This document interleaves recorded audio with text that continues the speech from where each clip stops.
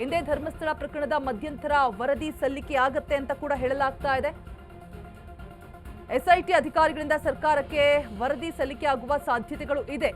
ಗೃಹ ಸಚಿವರ ಭೇಟಿಯಾಗಲಿದ್ದಾರೆ ಪ್ರಣವ್ ಮೊಹಂತಿ ಅಂತ ಕೂಡ ಹೇಳಲಾಗ್ತಿದೆ. ಕಾದ್ ನೋಡಬೇಕು.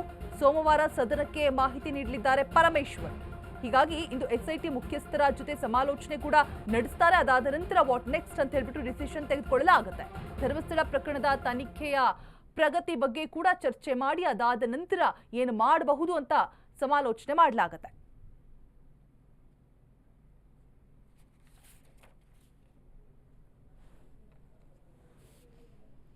ಸೊ ಹಿಂದೆ ಧರ್ಮಸ್ಥಳದ ಪ್ರಕರಣದ ಮಧ್ಯಂತರ ವರದಿ ಸಲ್ಲಿಕೆಯಾಗುವಂತಹ ಸಾಧ್ಯತೆಗಳು ಎದ್ದು ಕಾಣ್ತಾ ಇದೆ. ಎಸ್ಐಟಿ ಅಧಿಕಾರಿಗಳಿಂದ ಸರ್ಕಾರಕ್ಕೆ ವರದಿ ಸಲ್ಲಿಕೆಯಾಗುವಂತಹ ಸಾಧ್ಯತೆಗಳು ಇದೆ ಅಂತ ಹೇಳಲಾಗ್ತಾ ಇದೆ. ಗೃಹ ಸಚಿವರನ್ನ ಪ್ರಣವ್ ಮೊಹಂತಿ ಅವರು ಭೇಟಿಯಾಗಬಹುದು. ಸೋಮವಾರ ಸದನಕ್ಕೆ ಮಾಹಿತಿ ನೀಡಲಿದ್ದಾರೆ. ಇದೆಲ್ಲದರ ಬಗ್ಗೆ ಪರಮೇಶ್ವರ್ ಅವರು. ಹೀಗಾಗಿ ಇವತ್ತು ಎಸ್ಐಟಿ ಮುಖ್ಯಸ್ಥರ ಜೊತೆಗೆ ಸಮಾಲೋಚನೆಯನ್ನ ನಡೆಸ್ತಾರೆ. ಏನು ಮಾಡಬಹುದು ಅಂತ ಆಲೋಚನೆಯನ್ನ ಮಾಡಿ ಅದಾದ ನಂತರ ಡಿಸಿಷನ್ ತೆಗೆದುಕೊಳ್ಳಲಾಗುತ್ತೆ. ಧರ್ಮಸ್ಥಳ ಪ್ರಕರಣದ ತನಿಖೆಯ ಪ್ರಗತಿ ಬಗ್ಗೆ ಕೂಡ ಚರ್ಚೆ ನಡೆಸುವ ಎಲ್ಲ ಸಾಧ್ಯತೆಗಳು ಕೂಡ ಇದೆ. ಈ ಬಗ್ಗೆ ಹೆಚ್ಚಿನ ಮಾಹಿತಿಯನ್ನ ಕೊಡೋದಕ್ಕೆ ಡೆಸ್ಕ್ ಲೈವ್ ನಿಂದ ಜಾಯಿನ್ ಆಗ್ತಾ ಇದ್ದಾರೆ ನಮ್ಮ ಪ್ರತಿನಿಧಿ ಅರುಣ್ ಕುಮಾರ್. ಅರುಣ್, ಒಂದು ಕಡೆ ಕಾರ್ಯವನ್ನ ಸ್ಥಗಿತಗೊಳಿಸಲಾಗುತ್ತೆ ಅಂತ ಹೇಳಲಾಗ್ತಾ ಇದೆ, ಇನ್ನೊಂದು ಕಡೆ ರ್ಯಾಲಿಯನ್ನ ಹಮ್ಮಿಕೊಂಡಿದ್ದಾರೆ, ಮತ್ತೊಂದು ಕಡೆ ಆಕ್ಷೇಪವನ್ನ ವ್ಯಕ್ತಪಡಿಸ್ತಾ ಇದ್ದಾರೆ. ವಾಟ್ ನೆಕ್ಸ್ಟ್ ಅಂತ ಹೇಳ್ಬಿಟ್ಟು ಕುತೂಹಲ ಇದೆ ಅರುಣ್. ಈ ಬಗ್ಗೆ ಹೆಚ್ಚಿನ ಅಪ್ಡೇಟ್ಸ್ ಕೊಡೋದಾದ್ರೆ.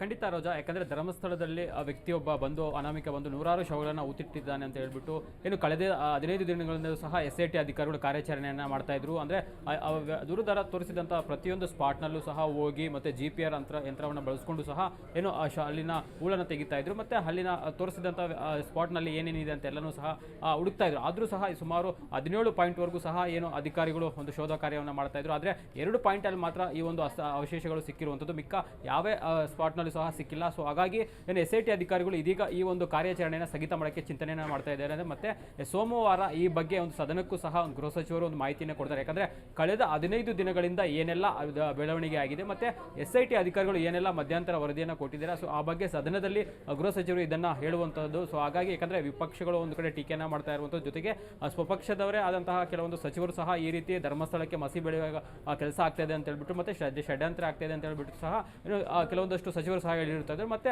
ಸಾಮಾಜಿಕ ಜಾಲತಾಣ ಇರ್ಬೋದು ಮತ್ತು ಜನಸಾಮಾನ್ಯರು ಸಹ ಈ ರೀತಿ ಒಂದು ರೀತಿ ಕೆಟ್ಟ ಒಂದು ರೀತಿಯ ವ್ಯವಸ್ಥೆಯನ್ನು ಮಾಡ್ಕೊಂಡಿದ್ದಾರೆ ಅಂತ ಹೇಳ್ಬಿಟ್ಟು ಸಹ ಒಂದು ಆಕ್ರೋಶವನ್ನು ವ್ಯಕ್ತಪಡಿಸ್ತಾ ಇರುವಂಥದ್ದು. ಹಾಗಾಗಿ ಈಗ ಏನು ಇವತ್ತಿಗೆ ಒಂದು ಎಸ್ಐಟಿ ಅಧಿಕಾರಿಗಳು ಏನು ಶೋಧ ಮಾಡುವಂಥ ಕಾರ್ಯವನ್ನು ಸ್ಥಗಿತ ಮಾಡಿದ್ದಾರೆ. ಮತ್ತು ಆ ಒಂದು ವ್ಯಕ್ತಿ ಯಾರಿದ್ದೇನೆ, ಅನಾಮಿಕ ವ್ಯಕ್ತಿ ಯಾರಿದ್ದೇನೆ, ದೂರುದಾರ ಯಾರಿದ್ದೇನೆ, ಸೊ ಆತನನ್ನು ವಿಚಾರಣೆ ಮಾಡಬೇಕು ಅಂತ ಹೇಳ್ಬಿಟ್ಟು ಎಸ್ಐಟಿ ಅಧಿಕಾರಿಗಳು ನಿರ್ಧಾರ ಮಾಡಿರುವಂಥದ್ದು. ಯಾಕಂದರೆ ಆತ ತೋರಿಸಿದಂಥ ಎಲ್ಲ ಕಡೆಯೂ ಸಹ ಶೋಧ ಮಾಡಿದ್ದಾಯಿತು, GPR ಯಂತ್ರವನ್ನು ಬಳಸಿದ್ದಾಯಿತು, ಮತ್ತು 2 ಪಾಯಿಂಟ್ನಲ್ಲಿ ಮಾತ್ರ ಸಿಕ್ಕಿರುವಂಥದ್ದು. ಹಾಗಾಗಿ ಈತನನ್ನೇ ನಾವು ರಿವರ್ಸ್ ಇನ್ವೆಸ್ಟಿಗೇಷನ್ ಮಾಡೋಣ ಅಂತ ಹೇಳ್ಬಿಟ್ಟು ಎಸ್ಐಟಿ ಅಧಿಕಾರಿಗಳು ನಿರ್ಧಾರ ಮಾಡಿರುವಂಥದ್ದು ರೋಜಾ. ಸೊ ಹಾಗಾಗಿ ಇವತ್ತು ಏನು ಎಸ್ಐಟಿ ಅಧಿಕಾರಿ ಶೋಧವನ್ನು ಸ್ಥಗಿತ ಮಾಡಿರುವಂಥದ್ದು. ಮತ್ತು ಸೋಮವಾರವರೆಗೂ ಸಹ ಯಾವುದೇ ರೀತಿಯಾದಂಥ ಶೋಧ ಮಾಡಬಾರ್ದು ಅಂತ ಸಹ ತೀರ್ಮಾನ ಮಾಡಿದ್ದಾರೆ.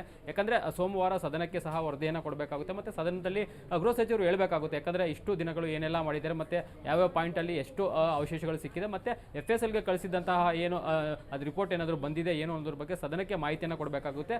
ಸೊ ಹಾಗಾಗಿ ಆ ದೂರುದಾರನಿಂದ ಮತ್ತಷ್ಟು ಮಾಹಿತಿಯನ್ನು ಪಡೆದುಕೊಂಡು ಮುಂದಿನ ದಿನಗಳಲ್ಲಿ ಎಸ್ಐಟಿ ಅಧಿಕಾರಿಗಳು ಶೋಧ ಕಾರ್ಯ ಮಾಡೋಕ್ಕೆ ಮುಂದಾಗುವಂಥದ್ದು ರೋಜಾ.